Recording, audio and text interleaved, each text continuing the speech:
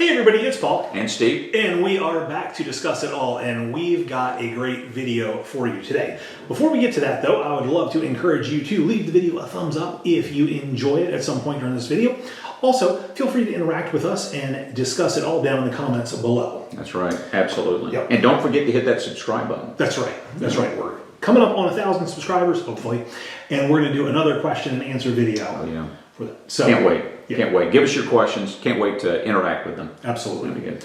All right, what do we have today, Steve? So we love movies. We do. There are a lot of things that we love, but we really love movies. Yeah. And we love talking about movies. We love discussing movies. And one of our favorite directors is Steven Spielberg. Absolutely. We love the movies that he produces. And so we've decided that today we're going to together bring our favorite Steven Spielberg movies, and we're going to identify the top 5 Steven Spielberg films from 5 to 1. We're counting down from 5 to 1 our favorite Steven Spielberg movies. And then we will take our 5 and combine them and make the definitive Stephen Paul top 5 Steven Spielberg movie list. That's right, which is the list of all lists. Absolutely. So yeah. There's no contending against that list, of course, once we create it. This will be published in Vanity Fair and E and all the other trade Rolling Stone. Yeah, well, that'll be good. I'm sure Stephen and his people are watching right now. Without a doubt, more than likely. Yeah. If not, they should be. They should. So. Okay, why don't you go first? We'll go with your number 5 Steven Spielberg film. Okay. So if you see me over here full of stuff, I'm going to be writing down as we go cards so we can put our stuff in order. Number 5 for me is going to be a movie that came out in early 2000s, and that's going to be Catch Me If You Can. Oh, yeah. Mm-hmm. So Tom Hanks, Leonardo DiCaprio. To me, I love the story. It's based on a true story, Frank Abagnale, and kind of his childhood and how he became one of the most famous check forgers out there, and then subsequently, because of his relationship with I can't remember Tom Hanks's character's name in the movie, but because of his relationship with the investigator and the FBI agent, he now has kind of created a lot of the check security features and banking security features that we always kind of take for granted. That's right. Yep. Today. So I thought it was a great movie. Obviously, 2 great actors: Tom Hanks, Leonardo DiCaprio. Great supporting cast. And just a neat movie. And I'm always a sucker for a movie that's done well, that's based on a true story. Yeah, sure. No, and the acting was great, the writing was great, certainly being connected to a true story, and the soundtrack, not soundtrack, the background music. Yes. You know, and Steven Spielberg is so good at this. Incorporating music into his movie, so not the soundtrack, but the background music in the movie was just excellent. It was really good. Well, the music sets the mood for everything. Of course, I think it's neat. Some of the videos on YouTube. Please don't watch them right now, but maybe after this video. That's right.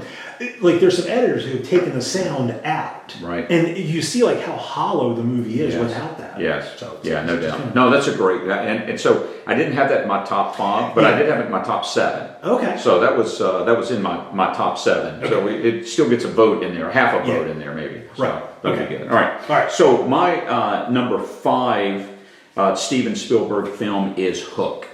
Hook, okay. I love Hook, but one of the reasons I think is the emotional connection that I have to Hook, because when my children were little, very little, and when the movie came out, their grandfather, my dad, loved to watch that movie with them. Oh. And my oldest son in particular had a very close relationship with his granddad. He was the first grandkid in my parents' family. And so we watched it dozens and dozens of times, and there was so much about the movie. You know, sometimes the Hook actually gets some criticism from folks as not one of Spielberg's best films, but there's some elements to that film, that movie in particular, that I think make it a great movie. Besides the acting, of course, the acting. I mean, Robin Williams is just absolutely amazing. But and Dustin Hoffman. I mean, you have 2 of the greatest actors of all times. But the way in which the move between the real world, if you will, and Neverland, those two worlds kind of bridge together, and it's almost like C.S. Lewis and the Chronicles of Narnia, where you're not sure which is the real world. And I think Spielberg does a great job with his characterization, with the music once again in the movie, the costuming, the acting. It's just all around a great film for me. Absolutely. Now, Hook is a great film, and I think Spielberg is just a master of his craft at being able to bring those generations together and give everybody something to enjoy. With that, and Hook is a great movie. That did not make my top 5, but it definitely would have been on my top 10. Okay. So great. So number 4 for me. And this is going to be one of his newest movies, and that's going to be Ready Player One. Oh yeah. I really enjoyed that. I love the dystopian setting of it. I thought that was an interesting choice for Spielberg, and it's certainly different from a lot of other movies that he has done. Because usually he does something with like the modern world and a twist on it, like Hook, That's right. or historical, of course, with the Indiana Jones franchise. So I like the idea of like a near future dystopia kind of thing, and of course the technology just being so integral to everybody's life that they're actually like living online, which is kind of maybe sort of where we're headed. It is. That's right. No, and I love the book, and I love that movie. And it's one of the few book to movies where I like the movie better than the book. Okay. So I haven't read the book. Well, you've seen the movie, and in this instance, you've probably seen the best. And partially because it's Spielberg, I think. And I mean he just brought so many visual elements into it, and so much 80s pop culture stuff. I think that may be why I liked it so much, because it was to me, Spielberg is like quintessentially like 80s pop culture, because so many of his huge movies were in the 80s. Of course. And here he's getting to make a movie in the 2000s, kind of with all those pop culture. That's right. And they all, he makes it all fit. Yeah, it does. Brings it to life, Okay. So that's that's a great one. That's a really great movie. So my number 4, so counting down from 5 to 4, is going to be Close Encounters of the Third Kind. I love that movie. I love the intrigue. I love the science fiction, the acting, the scenery, and there's almost nothing like when the spaceship comes down and there's the da na na na. I mean, it's just it's this powerful moment, and you're brought up into it, and you're drawn to the scene, and to see the transformation of the character as he kind of descends down into this almost being deranged to then ultimately being a hero in the end. Anyway, I loved Close Encounters of the Third Kind. I love the story. I love the acting. I loved the science fiction part of, which is a little different for Spielberg compared to a lot of the other things that he did. So anyway, I like that. I love anything with aliens as well. So I'm with you on that. Now, Close Encounters is not my favorite science fiction movie. I think because I didn't get to experience it in the theaters, right? Because I was a little bit young for that. Iconically, I remember 2 scenes. I remember the spaceship scene, because again, the sound effects with it, that's right, and just it filled the entire screen. And the other thing was the mashed potatoes. Of course, always. That's right. I mean, you can't miss that. Potato Mountain. That's right. So those are the 2 things for me. Close Encounters is a great movie. I think for me, I like more conflict in my alien movies. Sure. Well, and you and I are about 4 years apart. And this is a very early film. You would have been, incredibly young at the time this came out. So it could also be a slight change in generation. And I think that's what it was. Without getting to see that in the theater, kind of is, like a young boy. I think it just kind of got lost on me in translation in the VHS. And of course, So you didn't have the Betamax version of I know. It's still great movie, great pick. Okay, my number 3 is going to be possibly the ultimate war movie or depiction of war. That's me Saving Private Ryan. Absolutely. So again, an all-star cast. It had Tom Hanks, Matt Damon, Vin Diesel was in there, Giovanni Ribisi was in there, and just a whole host of other other great actors that kind of came together and made that movie just what it was. I mean, kind of brought the European front, war on the European front. It's such a big conflict. They needed something they could concentrate on a small story to kind of bring you in as a viewer. That's right. And I feel like he just did it so well, while also preserving the realism and the horrors of war and what that might have been like. Of course, I wasn't there live at the time. But at least it, through seeing that in the theater, kind of gave you a feel of what that would be like. That's right. And I had Saving Private Ryan as my number 3 film as well. Oh, okay. For all of those reasons, and then other personal reasons, as a kid growing up, my favorite topic of all time was World War II. I mean, every little book review that I had to do, in junior high school and high school, and every story that I ever had to write somehow related back to World War II, and particularly in the European front. George S. Patton, my grandfather was in Patton's army, and so it had all these all the memorabilia from World War II, and it really is a great story.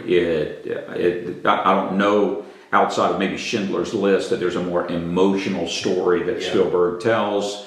And he does it in a way which is believable.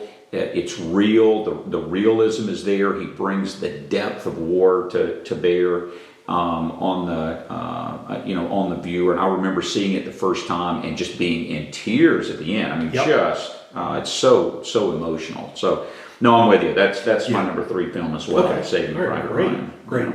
Yeah, and again, just to speak to the ending of it, he really did end that movie well.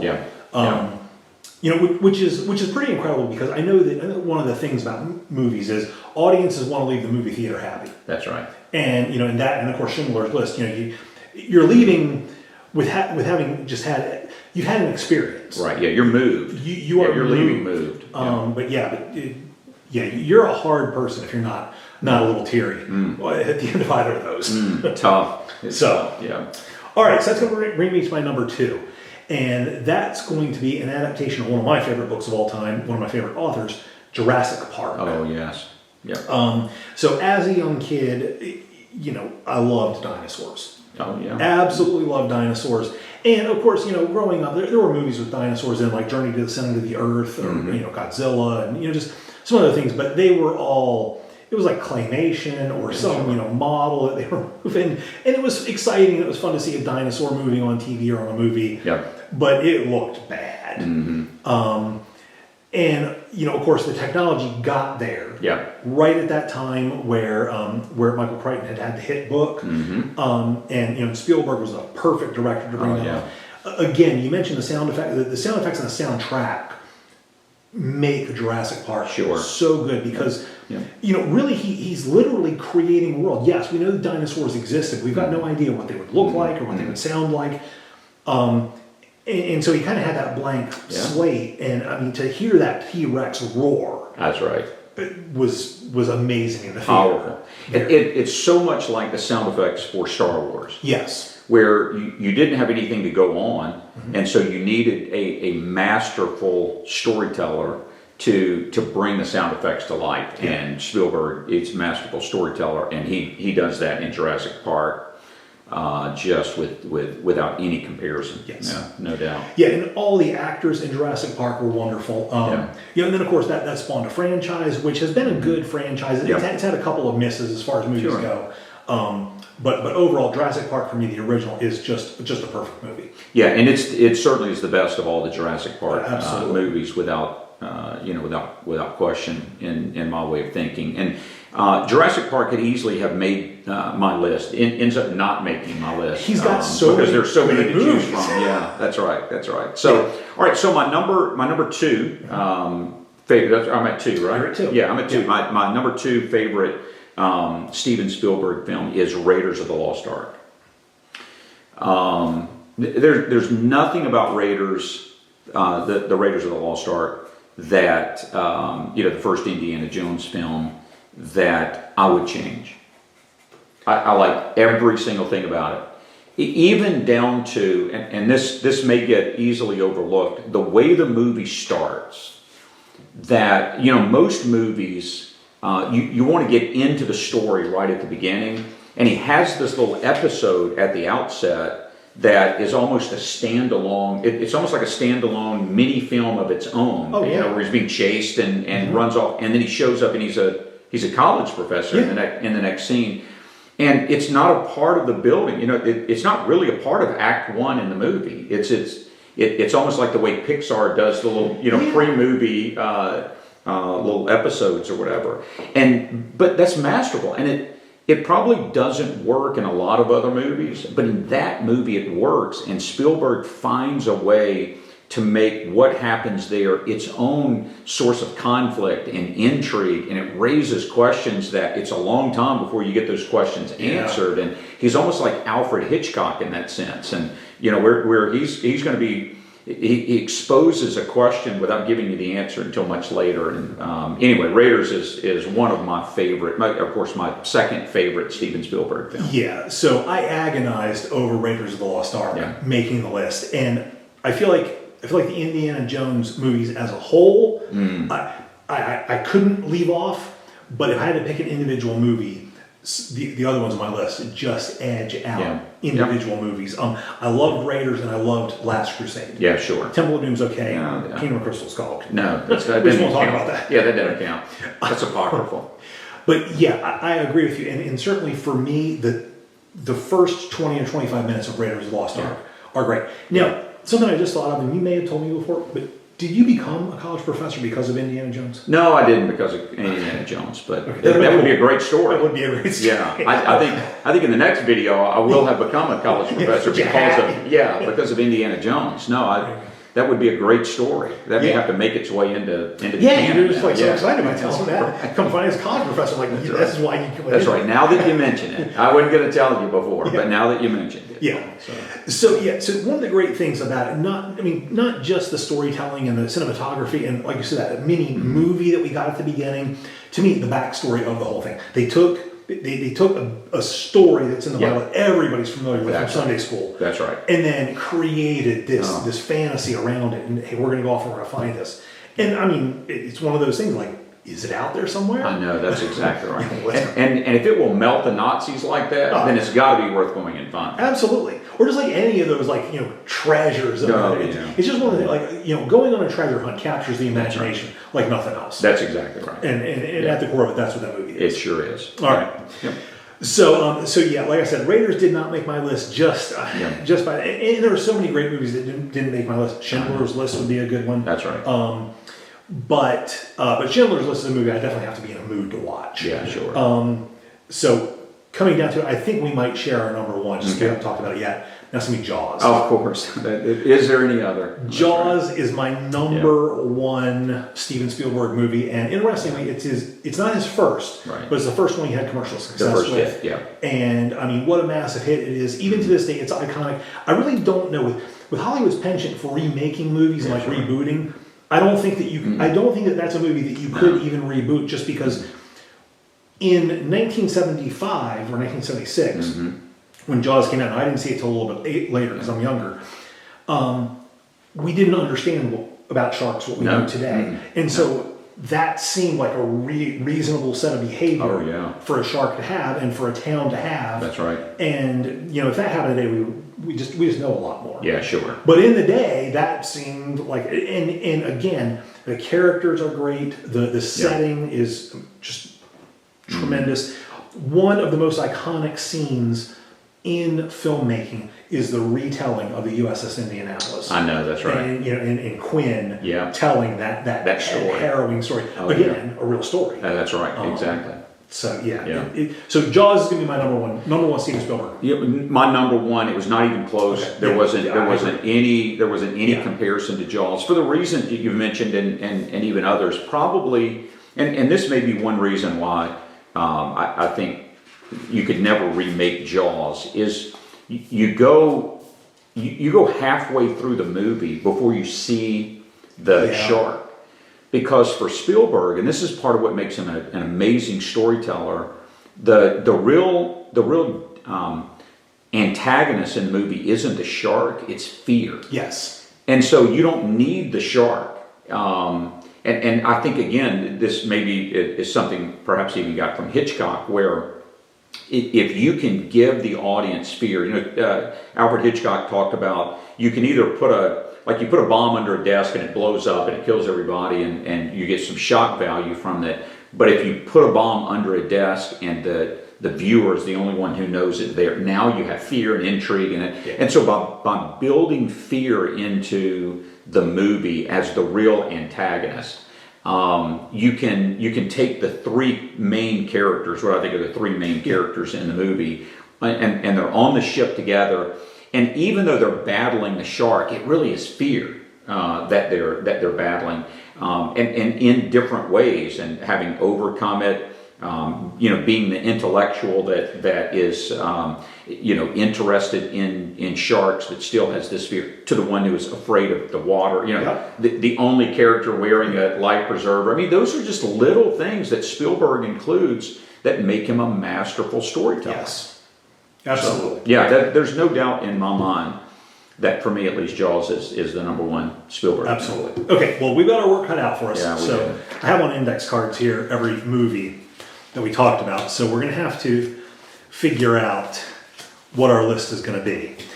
So do we want to go from number 5 and come down, or do we want to go from number 1 and count up? That's a good question. Why don't we start with 1, because we already know that we're committed to Jaws. So Jaws is absolutely our number 1. All right. So number 1 is Jaws. So we've got to come up with a number 2. So we both had Saving Private Ryan on our list at number 3. Right, at number 3. Okay. So I had Raiders at 2, and you had. I didn't have. So I had Jurassic Park at 2. Jurassic Park at 2. All right. So Saving Private Ryan is going to be our number 2 because we both had that on our list. That's right. So I'm fine with Raiders. So here's what I had at 6 and 7 was Catch Me If You Can and Ready Player One. Okay. They were close enough to the list, and it was there were probably some. Some emotional reasons that would be personal for including Close Encounters and Hook. So I'm good with taking those two, my 4 and 5, off the table. Well, okay, for the same reason, I'm good with taking Catch Me If You Can off the table. Okay.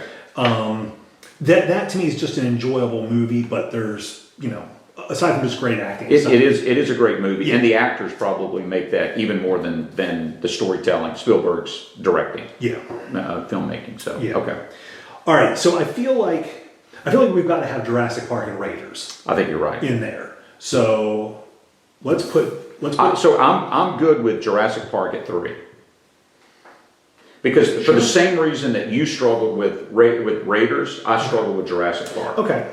And it was almost I picked Raiders over Jurassic Park. Okay. So I'm good with that for all the reasons we talked about before. All right. So then what we're left with is Close Encounters, Hook, and Ready Player One, and we just have one pick left at number 5. And what I would say, and I'm good to go either way with this because I did end up putting those in my list of 5. This was at number 6 on my list.